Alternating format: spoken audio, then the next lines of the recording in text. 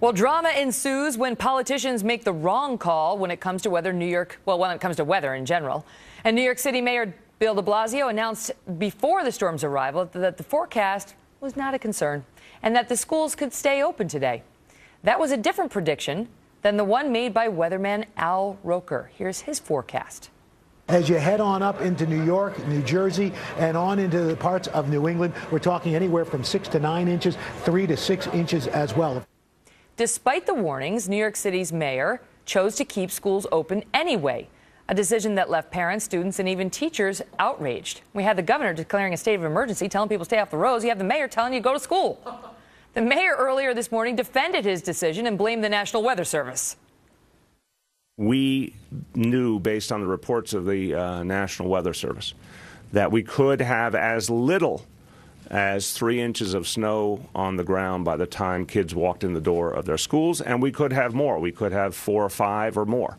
It was a great situation. Always assume the best. That's the best planning mechanism. Assume the worst will not happen and don't plan accordingly.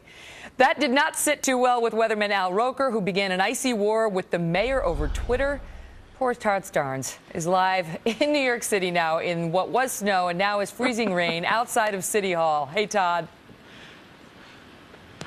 Hey, Megan, just waiting on the frogs and the locusts. This blizzard beatdown happened right behind me earlier today. And when Al Roker heard what Mayor de Blasio said, there was some sort of a polar vortex that exploded inside the weatherman. And here's what he said. We have some of his tweets here. First, he tweeted out, "How dare the New York City Mayor's office and New York City schools throw the National Weather Service under the school bus. The forecast was on time and on the money." And then he wrote, "I knew this morning that the New York City Mayor's office and schools would close schools. Talk about bad predictions, long-range de Blasio forecast, one term." Well, Mayor de Blasio didn't take kindly to that.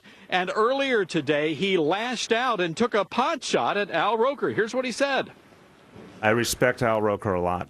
Watched him on TV for many, many years. It's a different thing to run a city than to give the weather on TV.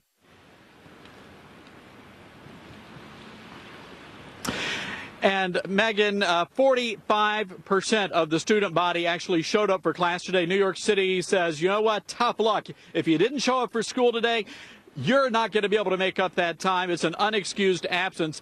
Now, let's be clear. Kids, they expected the kids to walk through 30-mile-an-hour winds, snow falling at 2 to 4 inches to get to school.